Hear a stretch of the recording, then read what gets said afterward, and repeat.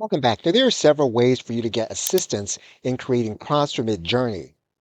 You can go to ChatGPT and you can ask ChatGPT what the best way is to create prompts for your business for a specific instance. And once we've written it in, we'll then click enter. And what we will now do is we will now complete our prompt. Now, this is one way to get assistance in creating prompts for you to use in Midjourney. Another way is for you to use the ChatGPT plugins. But what you'll see is that as of the recording of this video, the photorealistic plugin is now unreachable. So what we can now do is we can head to our GPTs.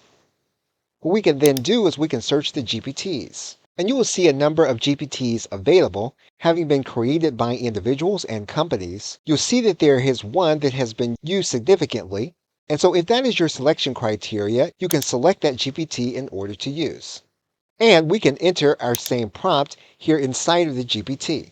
Once we have our prompt requesting our prompts, we can then click enter into the GPT.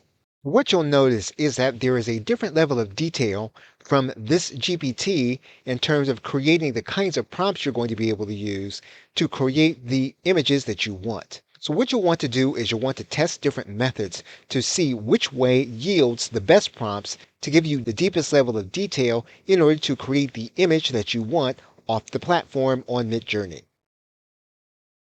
Okay, so with that, thanks, and I will see you in another video.